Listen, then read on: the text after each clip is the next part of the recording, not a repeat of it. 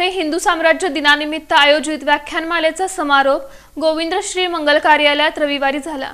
श्री छत्रपती शिवाजी महाराज स्मारक मंडळ अर्थात शिवस्मारक तर्फे हिंदू साम्राज्य दिनानिमित्त आयोजित व्याख्यानमालेचा समारोप जुळे सोलापुरातील गोविंदश्री मंगल कार्यालयाच्या सभागृहात रविवारी झाला।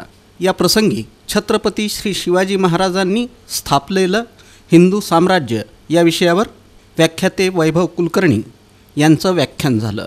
कार्यक्रमाचं उद्घाटन ए.जी. पाटील शिक्षण समूहाचे अध्यक्ष सिद्धेश्वर पाटील यांच्या हस्ते झालं। यावेळी व्यासपीठावर शिवस्मारकचे अध्यक्ष रंगनाथ बंकापूर हे उपस्थित होते। छत्रपती श्री शिवाजी महाराजांनी हिंदवी स्वराज्य म्हणजेच हिंदूंचं राज्य स्थापलं। हिंदू राष्ट्र निर्मितीसाठी श्री शिवछत्रपतींच्या मार्गाचीच गरज आहे असं प्रतिपादन व्याख्याते वैभव कुलकर्णी यांनी केलं। यावेळी शिवस्मारकचे सचिव गंगाधर गवसणे, कोषाध्यक्ष धनंजय कुलकर्णी, संचालक प्राध्यापक देवानंद चिलवंत, प्रसाद जिरांकलगीकर, संचालिका माधवी कुलकर्णी, व्यवस्थापक मल्लीनाथ होटकर यांची प्रमुख उपस्थिती होती।